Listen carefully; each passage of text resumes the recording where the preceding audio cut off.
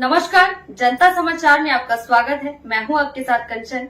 आइए चलते हैं खबर की ओर। राजधानी भोपाल के नीलम पार्क में गुरुजी संयुक्त मोर्चा मध्य प्रदेश के मुख्यमंत्री द्वारा 21 जनवरी 2018 की घोषणा को पूर्ण करने हेतु गुरुजी संवर्ग का सम्मेलन आज नीलम पार्क में आयोजित किया गया, जिसमें प्रदेश की बड़ी संख्या में गुरुजी शामिल हुए और मुख्यमंत्री को उनकी घोषणा याद दिलाने के लिए कार्यक्रम आयोजित किया गया। अगर मुख्यमंत्री हमारी मांगों को पूर्ण नहीं करती तो आगामी समय में एक विशाल धरना प्रदर्शन किया जाएगा, जिसका खामियाजा आने वाले विधानसभा चुनाव में भुगतना पड़ेगा। मध्य प्रदेश की सरकार जहाँ लाडली बहना योजना चला रही है वो वैष्णव आदि को लेकर बड़ी कंफ्यूजन में ये माना पड़ेगा, हमने सेवा की है बहुत, हमने सेवा की है बहुत। शिक्षक है और तिरंगा की पोशाक पहनी है। हम बात करेंगे कि मैं हरिकृष्ण तिवारी, प्रांतीय संयोजक गुरुजी संयुक्त मोर्चा मध्य प्रदेश। आज धरना प्रदर्शन नीलम पार्क में और विशाल हुए संख्या में गुरुजी उपस्थित हुए हैं और सरकार आपके अगर नहीं मान रही, शिवराज जी नहीं मानते तो क्या रणनीति, क्या आगामी विधानसभा चुनाव में आप मतदान अपने विपक्ष में करेंगे क्या? सर, अभी हम लोगों को सीएम हाउस से बुलाया गया था, हम लोगों ने ज्ञापन पत्र दिया है। वहाँ पर बोले हैं सीएम महोदय से आपकी जल्द मुलाकात होगी और हम लोगों ने वहाँ पर कहा है 24 सितंबर तक यदि हमारी मांग पूरी नहीं होती है, हमारे आदेश प्रसारित नहीं होते हैं तो 28,000 गुरुजियों के समस्त परिवार सहित हम लोग यहाँ पर इकट्ठा होंगे और एक दिन के लिए नहीं, एक हफ्ते के लिए पूरे भोपाल को भर देंगे। अगर इसके बाद भी आपकी अगर सरकार नहीं मान रही है तो विधानसभा चुनाव में आप क्या करेंगे, ये बताइए आप। यदि सरकार हमारी मानेगी, ऐसा हमारा विश्वास है, और नहीं मानेगी तब देखा जाएगा, लेकिन अभी विश्वास है। आगे से कहना ठीक नहीं है। हमारी सरकार मानेगी और हम पूर्ण करेगी, हमारा आदेश प्रसारित होगा, ऐसे हमें पूरा विश्वास है। इतने सालों से आज तक नहीं माने कि आप मान जाएगी सरकार आपकी? सर, चुनावी माहौल है। इतने बार, कई बार चुनाव हो चुके हैं, अभी तक पहली बार चुनाव नहीं हो रहे हैं पूरे जिले में। गुरुजी आप कब से गुरुजी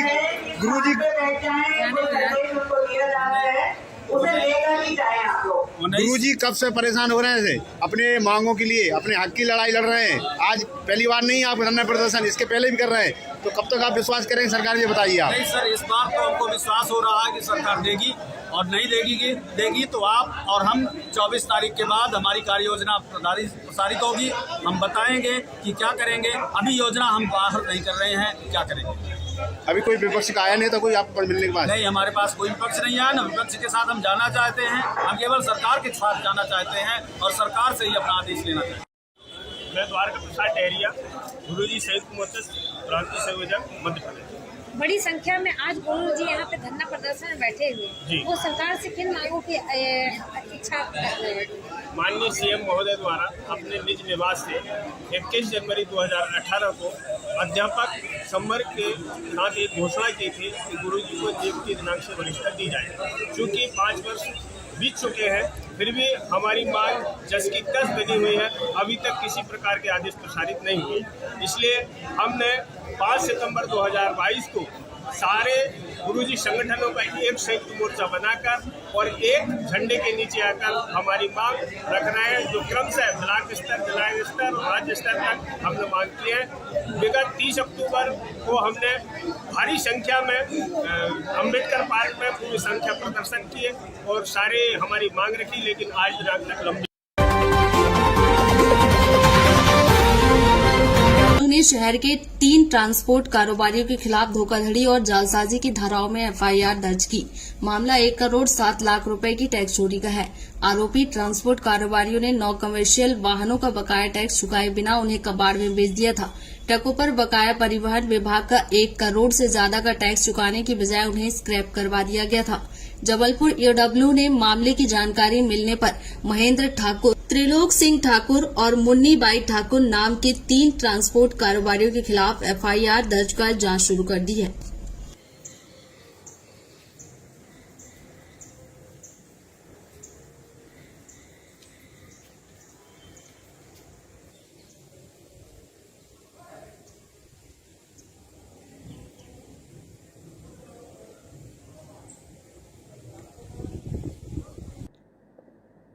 ईओडब्ल्यू जबलपुर द्वारा एक एफआईआर दर्ज की गई है, जिसमें जांच में पाया गया कि 9 वाहनों का जो व्यावसायिक उपयोग हुआ और उसमें उनका टैक्स चुकाए बिना उस आरटीओ के उसके एनओसी के उनको कटने के लिए भेज दिया गया।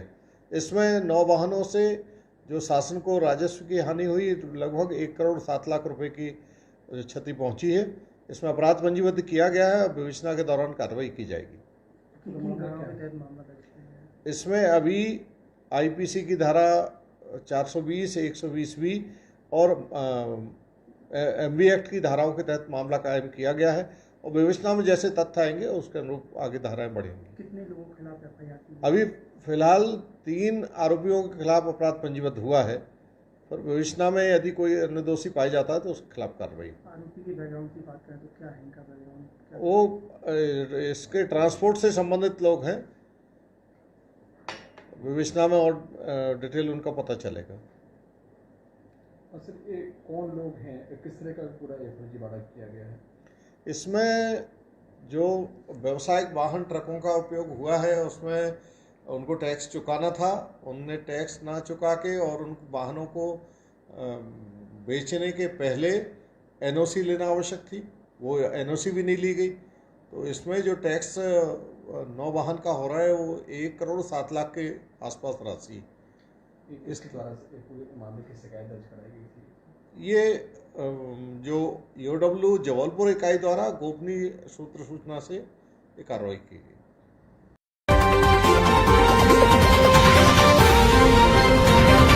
सीहोर में तबादला होने से नाराज नर्स बारिश के बीच सड़क पर लेट गई। लाड़कुई सामुदायिक स्वास्थ्य केंद्र से स्थानांतरित नर्स का आरोप है कि उसे बिना वजह परेशान किया जा रहा है। इस विरोध प्रदर्शन का वीडियो सोशल मीडिया पर वायरल हो रहा है। नर्स का नाम रीना मालवी है। भीरुंदा थाना प्रभारी गिरीश दुबे ने बताया कि महिला को समझाने के लिए पुलिसकर्मियों को मौके पर भेजा था, लेकिन वह नहीं मानी। करीब 2 घंटे बाद भीरुंदा बीएमओ मनीष सारस्वत वहां पहुंचे। बीएमओ ने नर्स को आश्वासन दिया कि उसकी समस्या का निराकरण कराएंगे, इसके बाद ही वह सड़क से उठी। दरअसल लाड़कुई सामुदायिक स्वास्थ्य केंद्र पर कुछ दिन पहले अस्पताल में कबाड़ बेचने का आरोप लगा था। यहां डिलीवरी केस में भी लापरवाही बरतने का मामला भी सामने आ चुका है। दोनों ही मामलों में जांच चल ही रही थी कि अचानक से नर्स रीना मालवी का तबादला कर दिया गया, जिस पर नर्स का कहना है कि डॉक्टर्स पर कार्रवाई करने के बजाय उसे परेशान किया जा रहा।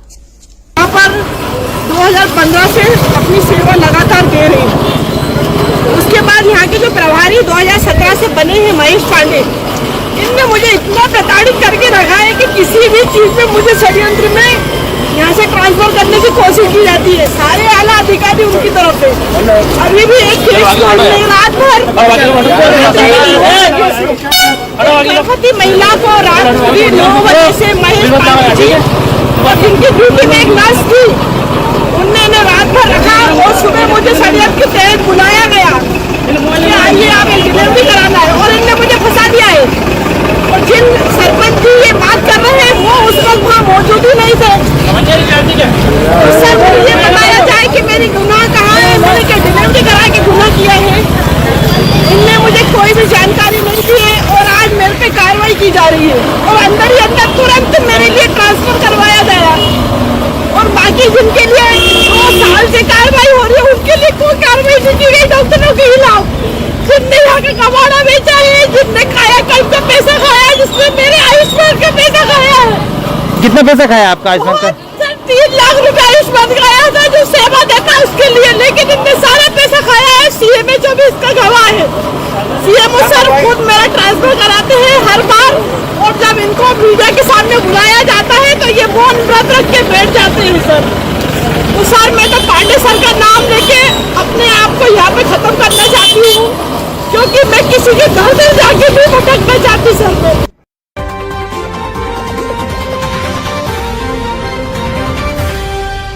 राजधानी भोपाल में ठगी पीड़ित जमाकर्ता परिवार मुख्यमंत्री को ज्ञापन देने के लिए बड़ी संख्या में शामिल हुआ। ये वे ठगी पीड़ित है जिन्होंने कई कंपनियों में अपना निवेश किया था, लेकिन आज तक कोई भुगतान नहीं हुआ क्योंकि केंद्र सरकार द्वारा कंपनियों में बैन लगा दिया गया, जिससे आज बड़ी संख्या में कमला पार्क में ठगी पीड़ित जमाकर्ता परिवार ज्ञापन देने के लिए सीएम हाउस के लिए रवाना हो रहे हैं। सभी का कहना है कि सरकार हमारे पैसे शीघ्र वापस करा दे। हमारी आर्थिक स्थिति बहुत कमजोर है, हमने खून पसीने की कमाई से पैसा निवेश किया था कंपनियों में। माता की जय। सब लोग हाथ उठाओ, हाथ। आपका नहीं किसी के बाप का, पैसा हमारे आपका नहीं किसी के बाप का, पहले भुगतान फिर मतदान, पहले भुगतान फिर मतदान। परिचय दीजिए। मैं भोपाल जिला अध्यक्ष हूँ संगठन में ठगी पीड़ित जमाकर्ता परिवार में, और इस संगठन ने मुझे एक और कार्यभार सौंपा है प्रदेश उपाध्यक्ष का। आज आप यहाँ उपस्थित हुए आज किस यहाँ वजह पे से? जो साथी उपस्थित हुए हैं, सबसे पहले मैं उनका धन्यवाद करना चाहूँगा कि आप लोग काफ़ी संख्या में और इस मौसम को देखते हुए आप लोग यहाँ पे इकट्ठे हुए अपने भुगतान के लिए। मैं आप सभी का एक बार स्वागत, वंदन और अभिनंदन करता हूँ। उसके साथ में हम लोग यहाँ पे इसलिए इकट्ठा हुए हैं कि कई बार हमने भोपाल में ऐसे कार्यक्रम करके और माननीय मुख्यमंत्री महोदय जी को अवगत करा चुके हैं, लेकिन उन्होंने अभी तक हमारे भुगतान की राशि सुनिश्चित नहीं की और हम अपने दावे प्रस्तुत भी कलेक्ट्रेट कार्यालय में कर चुके हैं। पार्क पे आपके नेतृत्व में प्रदर्शन हो रहा है, कितने लोग कितने जिलों से आए? सब मैं यहाँ भोपाल उपाध्यक्ष हूँ, अशरफ अली मेरा नाम है। यहाँ पूरे मध्य प्रदेश से लोग जगह जगह से आए हुए हैं, काफ़ी संख्या में लोग यहाँ आए हुए हैं। सब लोगों की एक ही मांग है, तो पहले हम लोगों का पैसा वापस चाहिए हमको, तभी हम मतदान करेंगे, नहीं तो मतदान नहीं करेंगे। और मुख्यमंत्री जी को आज ज्ञापन देंगे इसी बात को लेकर, तो हमारा पैसा चाहिए हमको। ऐसे कितने लोग हैं जिनका पैसा भोपाल से कितने लोगों के फॉर्म आपके पास जमा हो चुके हैं? ऐसे कलेक्ट्रेट में फॉर्म जमा हो चुके, कम से कम 1 से 1.5 लाख फॉर्म जमा हो चुके हैं कलेक्ट्रेट के अंदर। जो 180 दिन का वादा किया था, अभी तक उस पर कोई कार्रवाई नहीं हुई। मेरा नाम किशन दास गुप्ता, मैं इस ठगी पीड़ित जमाकर्ता परिवार का प्रदेश अध्यक्ष हूँ पूरे मध्य प्रदेश का। मेरी सरकार से जो मांगे हैं यही है कि जो सरकार ने ये कानून बनाई है, बर्ड्स एक्ट, अनियमित जमा योजना पाबंदी अधिनियम 2019, तो इसको जैसे केंद्र सरकार ने बना करके राज्य सरकार को इम्प्लीमेंट की थी, लेकिन राज्य सरकार के द्वारा इसको क्रियान्वित कराने के लिए अधिसूचना जारी नहीं की जा रही है। जो जारी भी की गई है उसको क्रियान्वित नहीं की जा रही है प्रशासन के माध्यम से। इसलिए मैं माननीय मुख्यमंत्री जी से आह्वान ये करता हूँ कि जो कानून व्यवस्था आपकी ही सरकार ने बनाई है, उस बर्ड्स एक्ट को इम्प्लीमेंट के लिए हमारे सभी जिले कलेक्टर को और जिला प्रशासनिक अधिकारी माननीय एसपी साहब को ये फिर से अवगत कराएं कि इस बर्ड्स एक्ट के तहत सभी का जो आवेदन हर जिले में जमा हो चुका है लाखों लाख, उन सभी का भुगतान जैसा उस कानून में इम्प्लीमेंट है कि 180 दिवस के अंदर उस कानून का पालन करके सभी निवेशकों का भुगतान वित्त ब्याज सहित 2 से 3 गुना सुनिश्चित कराने की उस अध्यादेश में ये कानून में लिखा हुआ है, तो उसको क्रियान्वित कराई जाए। इसको बार बार हम लोगों ने आश्वासन दिया यहाँ आकर के भी, और हर जगह जिला कलेक्टर के माध्यम से भी मुख्यमंत्री साहब को ज्ञापन सौंपा गया था, लेकिन इस पर अभी तक अमल नहीं की जा रही है। यदि सरकार के द्वारा इसी तरह हम लोगों को बहलाया गया और अमल नहीं की जाएगी हमारी।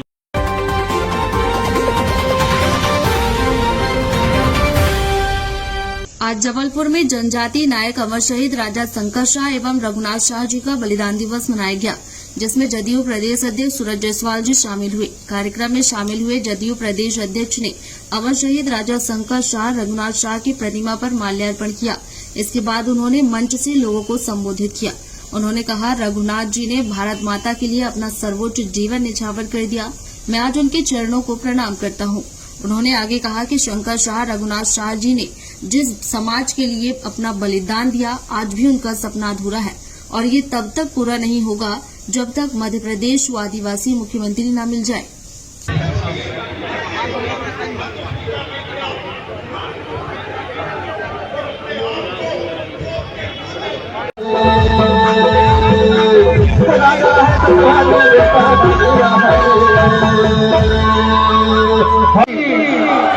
शंकर शाह कुमार रघुनाथ शाह। हेलो अपने 2 शब्द रखने का काम करें। अब आपके बीच में मुखातिब हो रहे हैं, शहादत के लिए, शहादत को नमन करने के लिए, पुष्पांजलि के लिए आपके अपने बीच में आपके अपने नेता, हमारे आदर्श, हमारे लिए अपने जीवन को कुर्बान कर देने वाले हमारे वनवासी समाज, मूल निवासी समाज के सम्मान स्वाभिमान के लिए अपनी शहादत देने वाले रघुनाथ शाह शंकर शाह जी को नमन करता हूँ। ये वो पवित्र स्थल है जहाँ पर, और जब तक ये चीज नहीं होगी, इस प्रदेश का मुखिया हमारे मूल निवासी समाज का नहीं होगा, आदिवासी समाज का, तब तक ना आपको सम्मान मिलेगा ना आपको सुरक्षा मिलेगी। मैं इतना ही कहना चाहता हूँ, मंच ने मुझे सम्मान दिया कि मैं रघुनाथ शाह शंकर शाह जी को नमन करूं। शंकर शाह रघुनाथ शाह जी का बलिदान दिवस मनाया जा रहा है और ये वो पवित्र स्थान है जहाँ पर शंकर शाह रघुनाथ शाह जी ने आदिवासी समाज के सम्मान स्वाभिमान के लिए बगैर किसी समझौते के करते हुए अपनी तोप से के सामने खड़े होकर अपनी कुर्बानी यहाँ पर दी थी। आज भी मैं ये कहना चाहता हूँ कि जिस समाज के लिए शंकर शाह रघुनाथ शाह जी ने बलिदान दिया, आज भी उनका सपना अधूरा है और ये सपना जब तक पूरा नहीं हो सकता जब तक मध्य प्रदेश को आदिवासी मुख्यमंत्री ना मिले, जब तक उनके सम्मान और स्वाभिमान की रक्षा नहीं होगी। मैं जनता दल की तरफ से उन्हें सादर नमन करता हूं, पूरे प्रदेश समुदाय के लिए हमारी जिला कमेटी की तरफ से। और मैं इतना ही कहना चाहता हूं कि जल जंगल जमीन जिसके सम्मान और सुरक्षा और स्वाभिमान के लिए रघुनाथ शाह शंकर शाह जी ने बलिदान दिया, वही जनता दल यू का मूल नीति और उद्देश्य।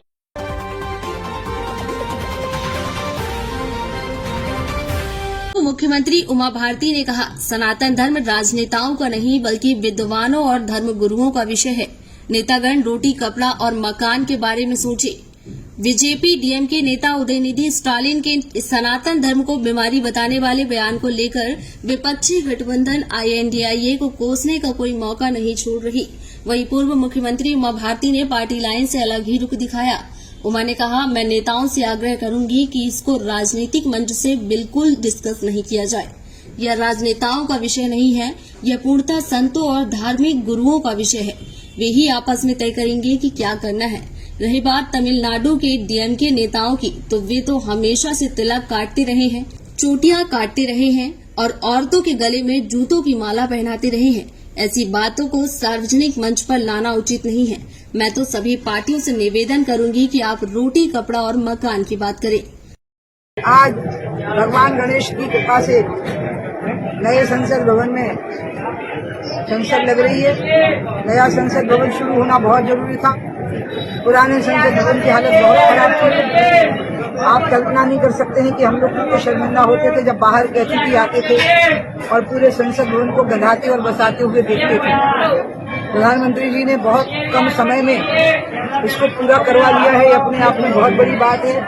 इसके लिए पूरे देशवासियों का आज बहुत बहुत मैं अभिनंदन करती हूँ कि उनकी इच्छा से ही संसद भवन इतनी जल्दी बन सका और प्रधानमंत्री जी का भी भूरी भूरी अभिवादन। मीडिया के माध्यम से इसको राजनीतिक मंच से बिल्कुल डिस्कस न किया जाए। ये राजनेताओं का विषय नहीं है। ये पूर्णतया विद्वानों का, धार्मिक विद्वानों का, संतों और महापुरुषों का विषय है। वही आपस में तय करेंगे। अब रही बात तमिलनाडु के डीएमके के नेताओं की बात, तो हमेशा से तिलक काटते रहे, रोटियां काटते रहे, मूर्तियों के गले में जूतों की मालाएं पहनाते रहे। उस विषय को सार्वजनिक तौर पर राष्ट्रीय मंच पर राजनीतिक तौर पर लाना ये सनातन धर्म के लिए उचित नहीं है। इसलिए मैं तो सब पार्टियों को निवेदन करूंगी कि आप रोटी कपड़ा और मकान की बहस करिए, सनातन धर्म की जो बहस हो विद्वानों को छोड़िए। मुझे आज बहुत गर्व और खुशी है।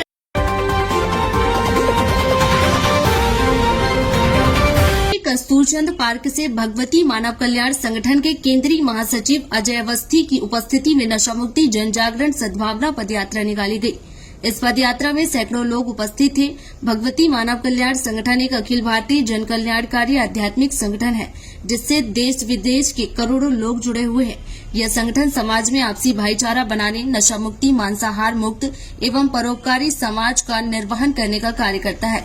संगठन द्वारा समय समय पर विभिन्न क्षेत्रों में शक्ति चेतना जन जागरण शिविरों का एवं यात्राओं का आयोजन किया जाता है। आज नागपुर में नशा मुक्ति जन जागरण सद्भावना पदयात्रा का आयोजन किया गया।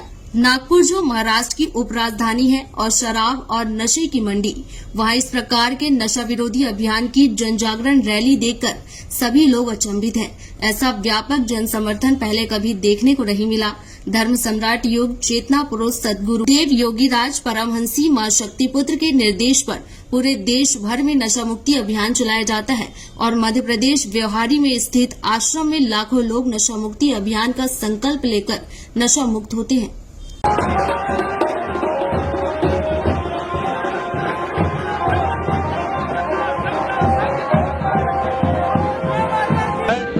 उसी को लेकर समाज को ये दिखाने के लिए कि भगवती मानव कल्याण संगठन के अगर 5,000 लोग 5,000 परिवार नागपुर में नशा मुक्त हो सकते हैं तो आप भी हो सकते हैं। तो इसी जन जागरण हेतु ये पदयात्रा निकाली जा रही है। अगर परेशान है वो भगवती मानव कल्याण संगठन के नंबर पे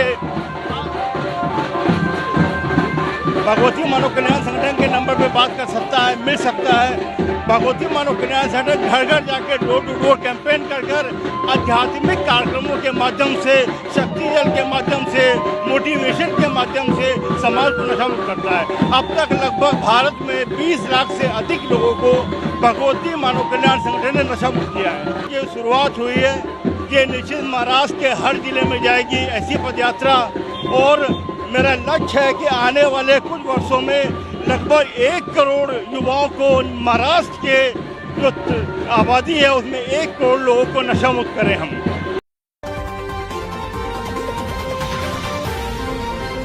भोपाल में देवनारायण भगवान के जन्मोत्सव पर विशाल चल समारोह का आयोजन किया, जो डिपो चौराहा से प्रारंभ होकर विभिन्न मार्गों में होते हुए गुर्जर भवन में समापन हुआ, जिसमें बड़ी संख्या में गुर्जर समाज के लोग शामिल हुए। समाज के वरिष्ठ नेताजनों ने भगवान देवनारायण की जयंती पर अपने अपने विचार व्यक्त किए और विधानसभा चुनाव को लेकर कई मुद्दों पर चर्चा की गई।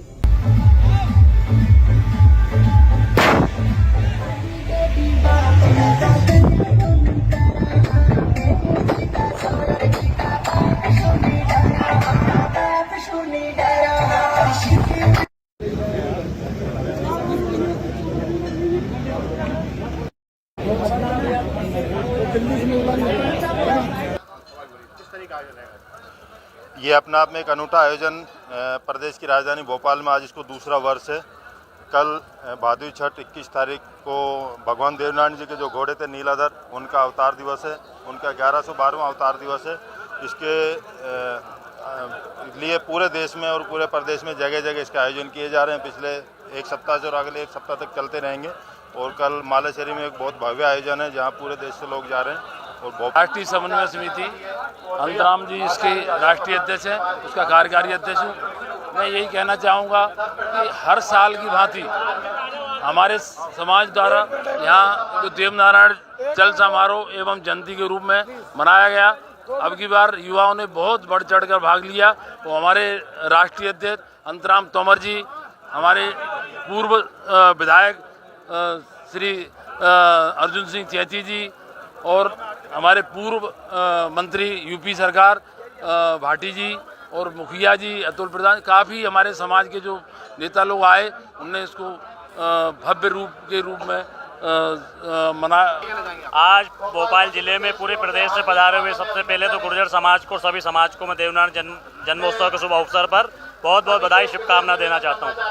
और देवनारायण भगवान के इस कार्यक्रम से गुर्जर समाज एकजुटता और इकट्ठा होने सीख गए और हमारे महापुरुष सम्राट गुर्जर सम्राट मीर भोज, इनकी भी हम जयंती मनाते हैं। तो मैं तो युवाओं से आह्वान करना चाहता हूं कि अधिक से अधिक संख्या में सामाजिक कार्यक्रम में पहुंचें और अपनी भागीदारी निश्चित करें। आज पूरे प्रदेश से हमारे समाज के लोग पधारे हैं। उन्होंने संदेश दिया है कि हम सब एक हैं। अब समय आ गई है, जो हमारी जो जात को जो पिछड़ी जाति जो बोले जाते थे, अब हम लोग राजनीति में भी आगे आएंगे और शिक्षा में भी आगे आएंगे और हम सब लोग एकत्रित होकर देवनारायण बोर्ड के नीचे काम करेंगे। आज बड़ी खुशी की बात है कि हमारे पूरे देश में देवनारायण जी का उत्सव मनाया जा रहा है और यहाँ भोपाल, ये मध्य प्रदेश की राजधानी में ये सबसे बढ़िया आज का प्रोग्राम रहा। मैं तो धन्यवाद देना चाहूँगा अपने गुर्जर सभा के सभी साथियों को और युवा साथियों को कि युवा की बदौलत ये प्रोग्राम अच्छा बना है और आगे भी हम उम्मीद करेंगे। मेरे उसमें नेतृत्व तो बनाई जाए, लेकिन हमारी समाज और युवाओं का खास योगदान है। हमारी गुर्जर समाज की युवा लगातार महीने भर से इसमें दिन रात करके मेहनत कर रहे थे, गांव-गांव जिले जाके प्रचार किया।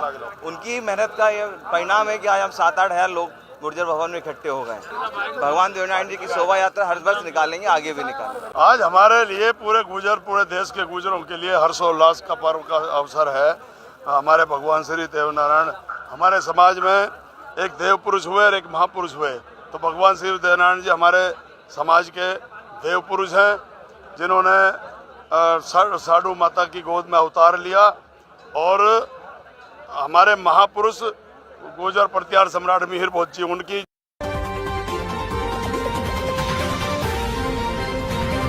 इससे पहले मध्य प्रदेश बीजेपी की मुश्किलें कम होती नजर नहीं आ रही हैं। भाजपा के एक के बाद एक बड़े नेता कमलनाथ की नीतियों से प्रभावित होकर कांग्रेस ज्वाइन कर रहे। इसी बीच अब कांग्रेस ने सीएम शिवराज के गढ़ में बड़ी सेंधमारी की। सीएम के विधानसभा क्षेत्र बुधनी के 1500 लोगों ने कांग्रेस का दामन थाम लिया। सीएम शिवराज के लिए निजी तौर पर इसे बड़ा झटका माना जा रहा है। सीएम शिवराज के करीबी रहे राजेश पटेल बुधवार को 220 वाहनों का काफिला लेकर राजधानी भोपाल पहुंचे। यहां उन्होंने 1500 समर्थकों के साथ कांग्रेस ज्वाइन की। पीसीसी चीफ कमलनाथ ने स्वयं उन्हें सदस्यता दिलाई। इस दौरान राजेश पटेल ने मध्य प्रदेश से शिवराज सरकार को उखाड़ फेंकने का संकल्प लिया। पटेल ने कहा कि मध्य प्रदेश की जनता आज कमीशन राज से त्रस्त है, महिलाओं की आबरू असुरक्षित है, नौजवान सड़कों पर है, किसान आत्महत्या करने को मजबूर है। इस विकट स्थिति में हमारा दायित्व बनता है कि हम इस निकम्मी सरकार को उखाड़ फेंके।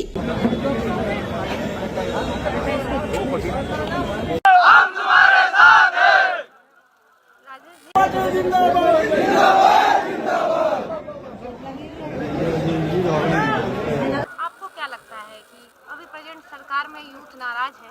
बिल्कुल नाराज है। उनको रोजगार नहीं है। बिल्कुल, जैसे कि शिवराज जी के कार्यकर्ता नारा लगाते हैं कि भाई आंधी नहीं तूफान है, शिवराज सिंह चौहान है। मैं कहता हूं कि अगर इस तरह का ही तूफान है तो हमें ये तूफान नहीं चाहिए, क्योंकि वो तूफान जो युवाओं का रोजगार उड़ा दे, वो तूफान जो भूखे के हाथ का निवाला उड़ा दे, हमें ऐसे मुख्यमंत्री नहीं चाहिए।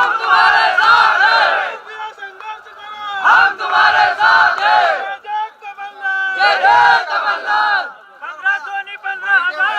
विधानसभा से आए हुए हैं, लगातार आप यूथ के नेता हैं और यूथ का रुझान कांग्रेस में आ गया। क्यों, क्या कारण रहा कि आप भारतीय जनता पार्टी का दामन छोड़ के कांग्रेस?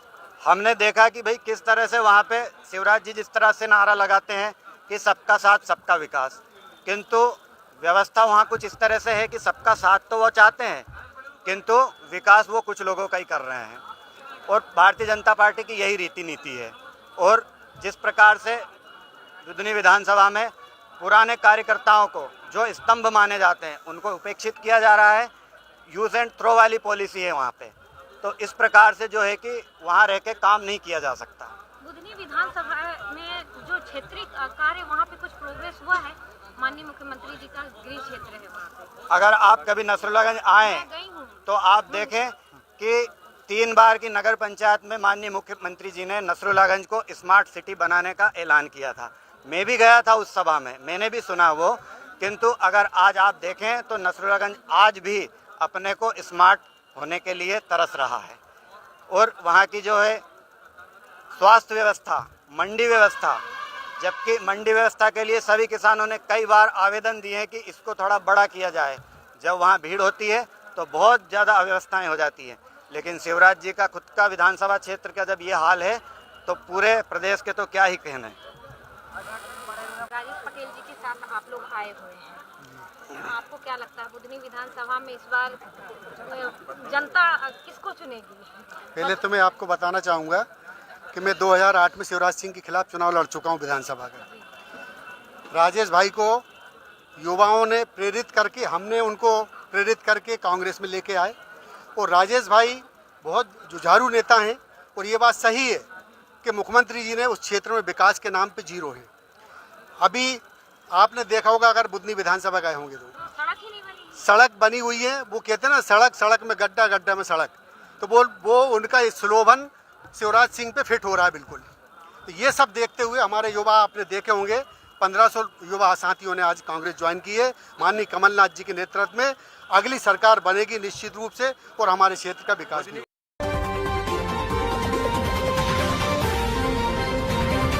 उमा भारती ने क्राइम ब्रांच एवं बरेला पुलिस की संयुक्त कार्रवाई। पसरीचा होटल के लॉन में चल रहे जुआफड़ पर दी दबिश। थाना प्रभारी बरेला श्री जितेंद्र पाटकर ने बताया कि क्राइम ब्रांच को विश्वसनीय मुखबिर से सूचना मिली कि पसरीचा होटल के लॉन में खंबे की लाइट के नीचे कुछ व्यक्ति ताश पत्तों पर रुपए पैसों की हार जीत की बाजी लगाकर जुआ मन्ना खेल रहे हैं। सूचना पर क्राइम ब्रांच एवं थाने की संयुक्त टीम द्वारा मुखबिर के बताए स्थान पर दबिश दी गई, जहां 8 जुआड़ी ताश पत्तों पर रुपए पैसों की हार जीत की बाजी लगाकर जुआ मन्ना खेलते दिखे, जिन्हें घेराबंदी कर पकड़ा गया। नाम पता पूछने पर सभी ने अपने नाम क्रमशः विकास कोरी उम्र 54 वर्ष निवासी गली नंबर 20 सदर बाजार कैंट, संदीप जैन उम्र 46 वर्ष निवासी छोटा पुहारा के पास मिलौनीगंज थाना गोहलपुर, सजल गुप्ता 33 वर्ष निवासी चेरीताल पंजाब बैंक कॉलोनी थाना कोतवाली, सतीश जैन पिता संतोष कुमार जैन उम्र 45 वर्ष निवासी छोटा बुहारा के पास मिलौनीगंज थाना गोहलपुर, रोहित सिंह उम्र 26 वर्ष निवासी ब्यौहार बाग पांडे अस्पताल के पीछे थाना बेलबाग, अनुज खत्री उम्र 24 वर्ष निवासी बासुडेरी के पास शेरीताल थाना कोतवाली, पीयूष जैन उम्र 33 वर्ष निवासी कमानिया गेट के पास थाना लाडगंज जबलपुर के रहने वाले बताए, जिनके कब्जे से ताश के 52 पत्ते तथा 62,100 रूपये नकद जब्त करते हुए जुआड़ियों के विरुद्ध धारा 13 जुआ एक्ट के तहत कार्रवाई की गई। आप देख रहे हैं जनता के लिए जनता की आवाज जनता समाचार। अन्य खबरों के लिए हमारा चैनल सब्सक्राइब करें। सर्व ब्राह्मण सम्मेलन का आयोजन मध्य प्रदेश की राजधानी भोपाल में किया गया। मध्य प्रदेश के सभी जिलों से ब्राह्मण शामिल हुए। सम्मेलन में सामाजिक गतिविधियों पर चर्चा हुई। आए हुए ब्राह्मण ने अपने अपने विचार व्यक्त किए। कार्यक्रम समापन के बाद 17 सूत्री मांगों को लेकर भाजपा, कांग्रेस एवं अन्य पार्टियों के कार्यालय में मांग पत्र दिया गया। कांग्रेस कार्यालय में ताला लगा मिला तो गेट पर ही मांग पत्र चस्पा किया गया। कार्यक्रम में सुनील पांडे, प्रफुल्ल दुबे, प्रभात पांडे एवं समाज के अनेक वरिष्ठ जन उपस्थित रहे। चलो।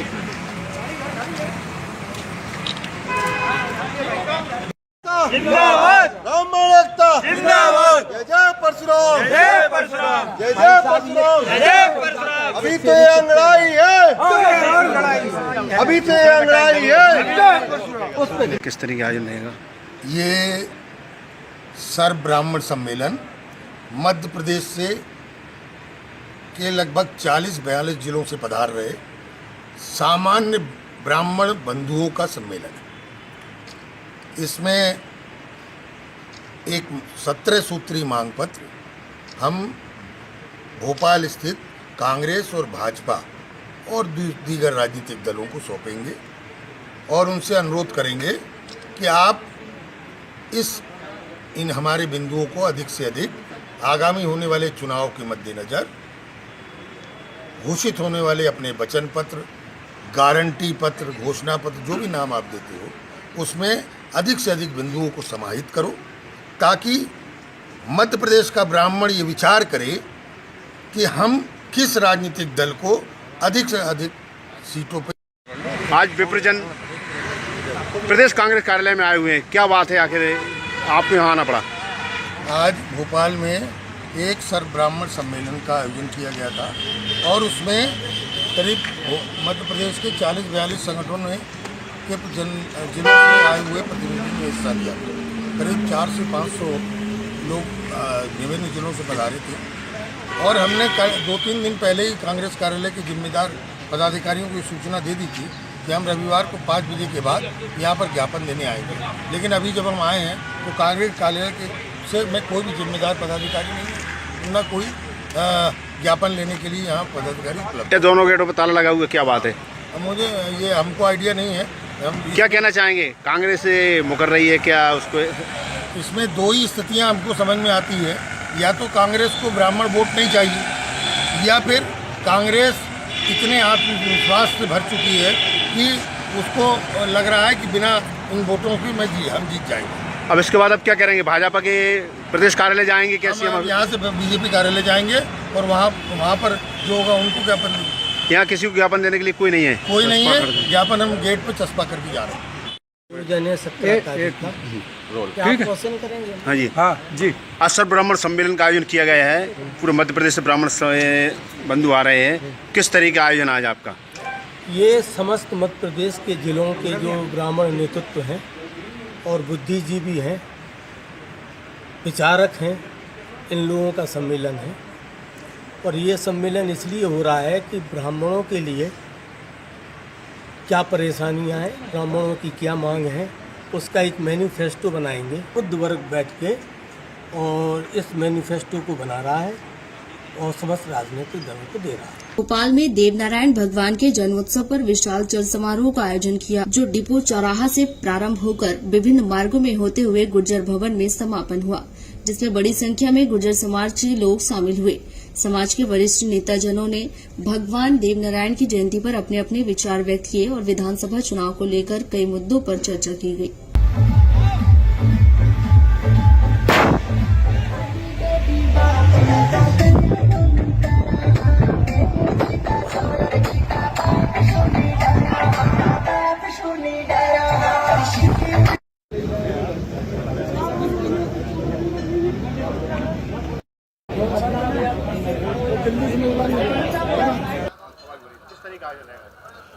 ये अपने आप में एक अनूठा आयोजन प्रदेश की राजधानी भोपाल में आज इसको दूसरा वर्ष है। कल भादुई छठ 21 तारीख को भगवान देवनारायण जी के जो घोड़े थे नीलाधर, उनका अवतार दिवस है, उनका 1112वां अवतार दिवस है। इसके लिए पूरे देश में और पूरे प्रदेश में जगह जगह इसके आयोजन किए जा रहे हैं। पिछले एक सप्ताह से और अगले एक सप्ताह तक चलते रहेंगे। और कल मालाशेरी में एक बहुत भव्य आयोजन है, जहाँ पूरे देश से लोग जा रहे हैं। और राष्ट्रीय समन्वय समिति अंतराम जी इसके राष्ट्रीय अध्यक्ष हैं, उसका कार्यकारी अध्यक्ष हूँ। मैं यही कहना चाहूँगा कि हर साल की भांति हमारे समाज द्वारा यहाँ जो देवनारायण जल समारोह एवं जयंती के रूप में मनाया गया। अब की बार युवाओं ने बहुत बढ़ चढ़ कर भाग लिया। वो हमारे राष्ट्रीय अध्यक्ष अंतराम तोमर जी, हमारे पूर्व विधायक श्री अर्जुन सिंह चैती जी और हमारे पूर्व मंत्री यूपी सरकार भाटी जी और मुखिया जी अतुल प्रधान, काफ़ी हमारे समाज के जो नेता लोग आए, उनने इसको भव्य रूप के रूप में मनाया। आज भोपाल जिले में पूरे प्रदेश से पधारे हुए सबसे पहले तो गुर्जर समाज को, सभी समाज को मैं देवनारायण जन्मोत्सव के शुभ अवसर पर बहुत बहुत बधाई शुभकामना देना चाहता हूँ। और देवनारायण भगवान के इस कार्यक्रम से गुर्जर समाज एकजुटता और इकट्ठा होने सीख गए।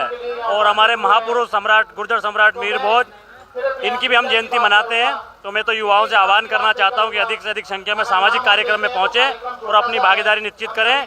आज पूरे प्रदेश से हमारे समाज के लोग पधारे हैं।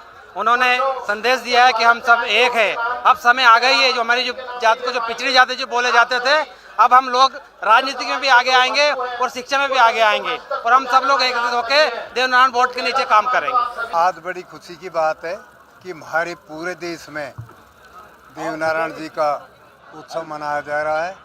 और यहाँ भोपाल, ये मध्य प्रदेश की राजधानी में ये सबसे बढ़िया आज का प्रोग्राम रहा। मैं तो धन्यवाद देना चाहूँगा अपने गुर्जर सभा के सभी साथियों को और युवा साथियों को कि युवा की बदौलत ये प्रोग्राम अच्छा बना है और आगे भी हम उम्मीद करेंगे। मेरे उसमें नेतृत्व बनाई जाए, लेकिन हमारी समाज और युवाओं का खास योगदान है। हमारी गुर्जर समाज के युवा लगातार महीने भर से इसमें दिन रात करके मेहनत कर रहे थे। गांव-गांव, जिले-जिले जाके प्रचार किया। उनकी मेहनत का ये परिणाम है कि आज हम 7-8 हज़ार लोग गुर्जर भवन में इकट्ठे हो गए। भगवान देवनारायण जी की शोभा यात्रा हर वर्ष निकालेंगे, आगे भी निकालेंगे। आज हमारे लिए पूरे देश के गुर्जरों के लिए हर्षोल्लास का पर्व का अवसर है। हमारे भगवान श्री देवनारायण हमारे समाज में एक देव पुरुष हुए और एक महापुरुष हुए। तो भगवान श्री देवनारायण जी हमारे समाज के देव पुरुष हैं, जिन्होंने साधु माता की गोद में अवतार लिया। और हमारे महापुरुष गुर्जर प्रतिहार सम्राट मिहिर बहुत जी उनकी। कांग्रेस की जन आक्रोश यात्रा में हथियारों का प्रदर्शन। मध्य प्रदेश कांग्रेस प्रदेश भर में जन आक्रोश यात्रा निकाल रही है। भिंड में पहुंची कांग्रेस की जन आक्रोश यात्रा विवादों से घिर गई। यहां कुछ कार्यकर्ता यात्रा में हथियारों का प्रदर्शन करते हुए दिखे, जिसका वीडियो भी सामने आया है। वहीं अब जब हथियार लहराने की बात को लेकर मीडिया ने रैली के आयोजकों से सवाल किया तो उन्होंने कहा कि हम किसी भी तरीके से बीजेपी से लड़ने के लिए तैयार हैं। दरअसल कांग्रेस प्रदेश भर में जन आक्रोश यात्रा निकाल रही है। यह जन आक्रोश यात्रा भिंड के महगांव इलाके में भी पहुंची, लेकिन खास बात यह रही कि महगांव इलाके में इस जन आक्रोश यात्रा का स्वागत करने के लिए जिस रैली का आयोजन किया गया था, उस रैली में जमकर हथियारों का प्रदर्शन किया गया। रैली में आगे 1 दर्जन से अधिक लोग हथियार लेकर चल रहे थे। ऐसा लग रहा था मानो किसी जंग की तैयारी करने जा रहे हैं। इस रैली के आयोजक प्रमोद चौधरी थे। प्रमोद चौधरी महगांव विधानसभा सीट से कांग्रेस का टिकट हासिल करने के लिए मशक्कत करने में जुटे हुए हैं। कुछ लोग आए थे जो बंदूक लेके चल रहे थे, तो उनको समझाइश दी, उनका पता किया कि भाई किसकी बंदूक है, तो लाइसेंस की उनकी बंदूकें थी। उनको समझाइश दी कि रैली में बंदूकें लेके नहीं चल सकते, तो सभी लोग अभी अपनी बंदूकें लेके वापस चले गए। कुछ लोग जमा करने वाले भी थे। ये रैली आखिर निकल कैसे गई इतनी बड़ी संख्या में बंदूकें देख रहे हैं? हाँ, पहले ऐसी सूचना नहीं मिली थी, फिर कुछ 5-10 बंदूकें ऐसी दिखाई दी थी, चल रही थी।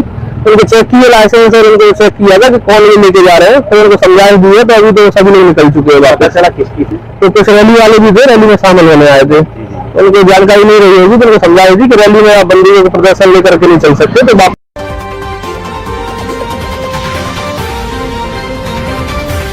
अंतर्राष्ट्रीय सांकेतिक भाषा दिवस पर महाविद्यालय एवं उमंग गौरवदीप सोसाइटी भोपाल के सहयोग से सांकेतिक भाषा में छात्राओं द्वारा राष्ट्रगान का प्रदर्शन किया। यह प्रयास बधिर समुदाय की आवश्यकताओं के प्रति छात्राओं, महाविद्यालय परिवार एवं समाज को जागरूक करने के साथ देशभक्ति व एकजुटता के भाव को दर्शाने का एक अतुलनीय व प्रेरणादायक प्रयास था।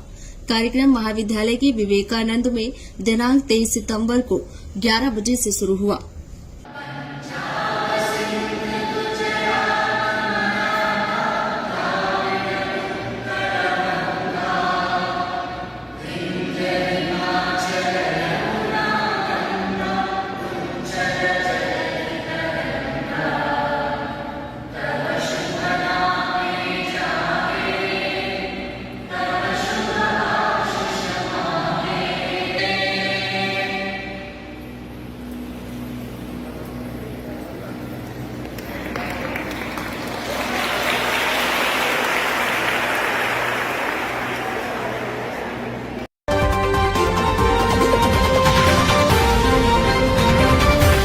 राजधानी भोपाल के समन्वय भवन में state bank of India Bhopal circle अधिकारी सहकारी साख समिति मर्यादित का 43वां वार्षिक आम सभा का आयोजन किया गया, जिसमें मुख्य रूप से एमपी एवं छत्तीसगढ़ के महाप्रबंधक उपस्थित रहे।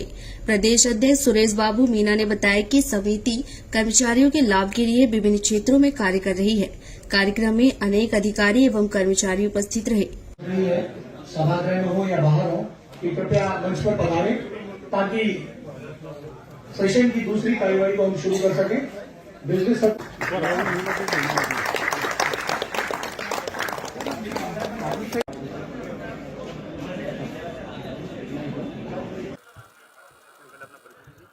मैं सुरेश बाबू मीना भारतीय स्टेट बैंक अधिकारी सहकारी साख समिति का प्रेसिडेंट हूँ। ये सोसाइटी सन 1979 से चल रही है और हर साल वार्षिक आम सभा का आयोजन किया जाता है। ये 43वीं वार्षिक सभा है। इसमें मध्य प्रदेश और छत्तीसगढ़ दोनों राज्यों से जो सोसाइटी के सदस्य हैं, अंशधारीगण, वो इसमें पार्टिसिपेट करते हैं। इसमें कितने सदस्य हैं सर? इसमें वर्तमान में 4250 सदस्य हैं। सर निरंतर आप कई वर्षों से आयोजन करते आते हैं, बड़े उत्साह के साथ मनाते हैं, तो और समिति के लिए किस तरीके का संदेश देना चाहेंगे? हम ये चाहते हैं कि जो हमारे सदस्य हैं उनको अधिक से अधिक जितनी ज़्यादा सुविधाएं हम दे सकते हैं, वो हमारा उद्देश्य रहता है और हर बार कुछ ना कुछ नया करने की उम्मीद में रहते हैं। और आपको तो आजकल पता है कि आजकल टाई अप का ज़माना है और टाई अप में हम बहुत सारे जो डोमेस्टिक मतलब पर्सनल केयर और होम केयर से रिलेटेड जो प्रोडक्ट्स हैं, उनके लिए भी हम चाहते हैं हमारे मेंबर्स को डिस्काउंटेड रेट पे किसी कंपनियों से, मैन्युफैक्चरिंग कंपनियों से टाई अप करके उनको प्रोवाइड करवाएं। क्या क्या और आपके कर्मचारी अधिकारियों की व्यवस्था दी जाती है, क्या सहयोग करते हैं? हमारी सोसाइटी की तरफ से वर्तमान में 6 गेस्ट हाउस हैं, 2 भोपाल में चल रहे हैं, एक इंदौर में, एक उज्जैन में है, एक जबलपुर में और एक रायपुर में है। इसी आम सभा में हम इसका विस्तार करने जा रहे हैं और ग्वालियर में भी एक गेस्ट हाउस का संचालन प्रारंभ करने जा रहे हैं। चीफ गेस्ट कौन रहेंगे? आज के चीफ गेस्ट हैं हमारे महाप्रबंधक नेटवर्क 3 जो छत्तीसगढ़ एरिया को देखते हैं, श्री नीरज प्रसाद। ये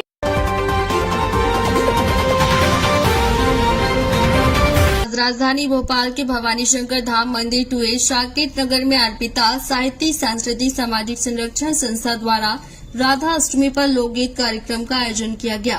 कार्यक्रम में मुख्य रूप से उपस्थित सविता मालवी, डॉक्टर एना सिंह, साधना गोस्वामी ने अपने अपने विचार व्यक्त किए। संस्था की अध्यक्ष साधना भदौरिया ने कहा, संस्था का उद्देश्य महिलाओं का उत्थान, जागरूकता, सामाजिक जागृति का कार्य करना है। कार्यक्रम में संस्था के उपाध्यक्ष रजनी भदौरिया, सचिव वीना नेगी, प्रमिला, निकिता वर्मा सहित अनेक महिलाएं उपस्थित रहीं।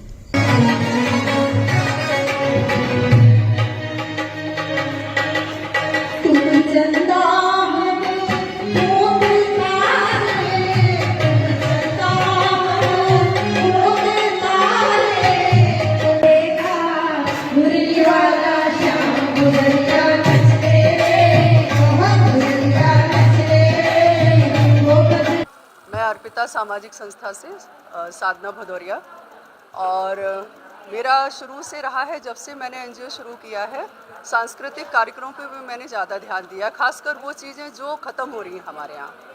ऐसे ही हमारे यहाँ पहले जब भी कुछ भी कोई शुभ काम होता था तो सबसे पहले भजन, गीत, कीर्तन, ये सारी चीज़ें होती थी, लेकिन अब वो सब चीज़ें ऐसा लगता है कि लुप्त होती जा रही हैं। तो मैंने ये शुरुआत की है और मैं ये चाहती हूँ कि यात्रा रुके ना, और जो लोग भी यहाँ आए हैं वो लोग भी इस चीज़ को देख रहे हैं, समझ रहे हैं, और एक अच्छा संदेश जाना चाहिए, सबके बीच में मैसेज जाना चाहिए कि जो हमारी संस्कृति है उसको हम सभी मिलकर के जीवित रखें। धन्यवाद।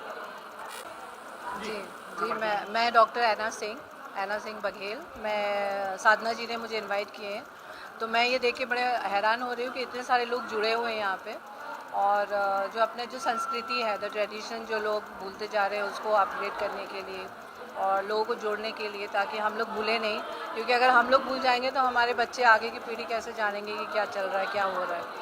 तो इसकी वजह से हमें बहुत अच्छा लग रहा है कि आगे बढ़े, सब लोग को आगे और प्रोत्साहित करेंगे इस चीज़ के लिए। Thank you. मैं सविता मालवी, दबंग अवार्ड से सम्मानित, और शान Hindustan, best women icon award, ये सब दिल्ली से मिले मुझे।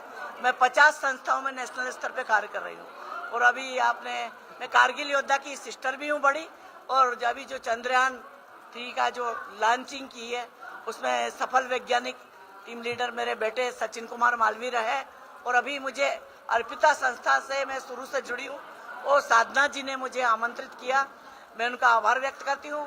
और साधना जी का जो अर्पिता ग्रुप चल रहा है वो बहुत बढ़िया चल रहा है, भोपाल में नंबर 1 पे। और साधना की जो बात करेंगे, छोटी बहन है मेरी, लेकिन एक मर्यादित और साफ सुथरी महिला है, और उन्होंने अभी जो कार्यक्रम करवाया ये हमारा कल्चर जीवित रहे, और बच्चों को प्रोत्साहित करने के लिए देखिए आप, छोटे मोटे नन्हे मुन्ने बच्चे राधा कृष्ण के रूप में आए, और आज चूंकि राधाष्टमी है तो मैं अपना ज़्यादा बखान ना करते हुए धन्यवाद करूंगी साधना जी का कि उन्होंने मुझे यहाँ पे बुलाया।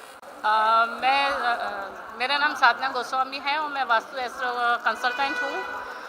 साधना जी के इस अर्पिता संस्थान से बहुत दिनों से जुड़ी हुई हूँ, क्योंकि ये बहुत अच्छे अच्छे कार्यक्रम करती हैं, सांस्कृतिक कार्यक्रम करती हैं, और हमारे पारंपरिक वेशभूषा की जो आज हम देख रहे हैं, तो हमारा ट्रेडिशनल इन्होंने जीवित रखा हुआ है, और साधना जी बहुत संयम से अपना कार्य करवाती हैं। ये थी आज की खबर। और खबरों को देखने के लिए हमारे चैनल को लाइक करें, शेयर करें, सब्सक्राइब करें और बेल आइकन की बटन को दबाना ना भूलें। आप देख रहे हैं जनता के लिए जनता की आवाज जनता समाचार। अन्य खबरों के लिए हमारा चैनल सब्सक्राइब करें।